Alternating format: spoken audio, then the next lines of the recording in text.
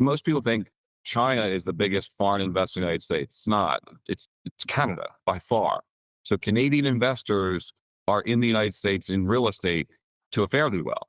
And so their values are being ascribed to kind of their investment thesis.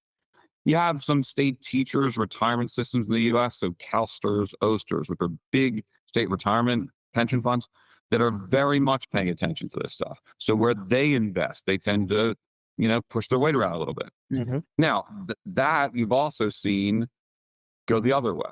So when the Republicans were or still are anti-woke, and when they were getting frustrated, a group of 20 state attorneys general in red states sued a bunch of companies that were asset allocators, saying that you're using ESG inappropriately, and not only shouldn't it be one of the factors, you're not allowed to use that as a factor in making decisions in our state. Okay.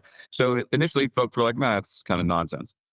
Well, it got some traction, and the big folks, BlackRock and some others, Vanguard, who were at the forefront of kind of the ESG movement, stepped way back and changed their language, changed their disclosure, stepped way back from ESG. And so, that kind of went the other way.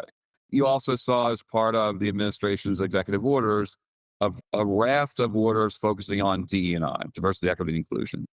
So as you know, DEI is kind of the middle pillar, or one of them, of ESG. So E, environmental; S, social, diversity, equity, and inclusion; G, governance. And so that middle pillar was under attack for all intents and purposes, and continues to be. So you're seeing it in trans athletes. You're seeing it in, what's being able to be taught in schools.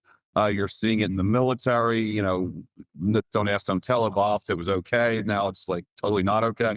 So a lot of that has gone the other way, and that's in a variety of places. It's not only the federal government, it's states. And so depending on where your assets located, depending on who your investors are, you're getting a little bit of push me, pull you on, is it important or is it not important? I do think more investors now, for sure, are paying attention and are pushing their interests because their money.